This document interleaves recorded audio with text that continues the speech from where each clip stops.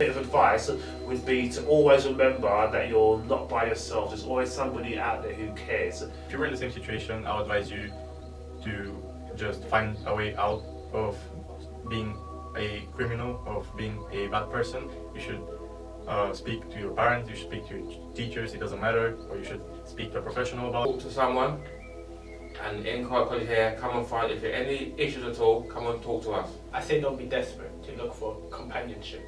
Can you tell me about your experiences with the justice system? Before 3 years, I got involved in a brutal fight with a boy from my town. So I did a lot of physical damage to him. So this is when I got involved with the justice system. And I had some experiences with going to police stations, getting like interviewed by policemen, and filling like forms of what I did and why did I do it. So around when I was the age of 16, I got caught for shoplifting. So I had this like court meeting I had to do it. But I wasn't charged with any criminal record. I was fined with somewhere around £200, I believe so. Me personally, I think I actually had a calm experience with the justice system. I think that they were fair. I mean, they were harsh, but because of the crime committed, but yeah, they were fair. Do you think it led you to get involved in criminal activities? I'll probably say with the people I chilled with, because this was somewhere near like my first year of college, right? So during that time, I had nobody for my secondary. So majority of the time I was alone, so I was kind of desperate for this like friendship with just anyone. But then I got myself somewhat involved with the wrong people, and then I got persuaded to join the college. I wanted to be like part of the group, if that makes sense.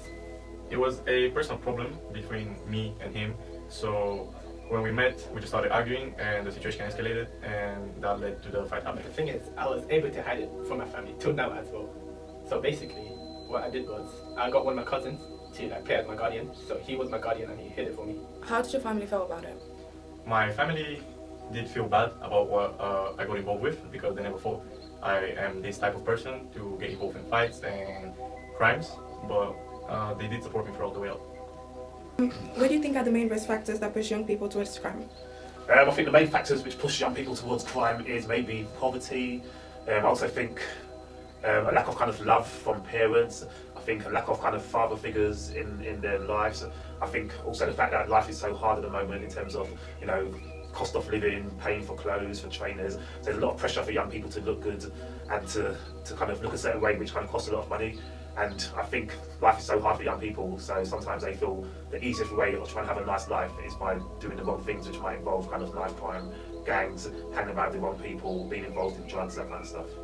Get more money, or some are the main breadwinners for the house, so they have to like get money for the home to put food on the table. What programs or interventions have been more effective in preventing youth crime? That's a hard one to talk about. Yeah, I think youth workers in college has helped, because we deal with intervention in crime. So if you see a young person who's going that way towards crime, we'll hopefully have an early intervention plan so they don't go down that road. I'd say maybe things like youth clubs, I think is really, really beneficial for young people.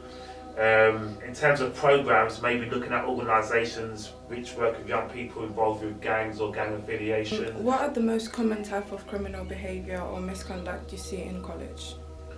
Criminal behaviour, I think one good thing about this college is because we have youth workers here, I think that has a massive impact on behaviour, to be honest. So before, when I first started, which is many, many years ago, we did used to have problems maybe with gangs, where we had maybe gangs outside of the college. I would say it's like fighting and things like that. Do you have any advice for people that are going through difficult situations right now? My main bit of advice would be to always remember that you're not by yourself. There's always somebody out there who cares. And one of the key things I think if you're going through stuff in life is to always try and find someone you can talk to. Whether it's a youth worker, whether it's a teacher, whether it's an adult or a friend. Never try and suffer in silence, because when you basically try and deal with stuff yourself, then sometimes it can become very overwhelming and very stressful, and you kind of feel like you've got no way out. But by talking to people or talking to a youth worker, that can bring kind of a bit of light into the negative situation which you might be going through. So the key bit of advice is never try to suffer in silence. Always talk to somebody, because it always helps. Just that I feel like you don't always have to do what everyone else is doing. You can actually do your own thing. Like, you don't need to conform to the norm these days. Don't be desperate for companionship.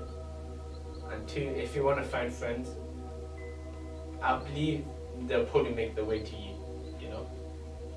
Because after all, what's yours will come to you. If you were in the same situation, I would advise you to just find a way out of being a criminal, of being a bad person. You should speak to your parents, you should speak to your teachers, it doesn't matter, or you should speak to a professional about it.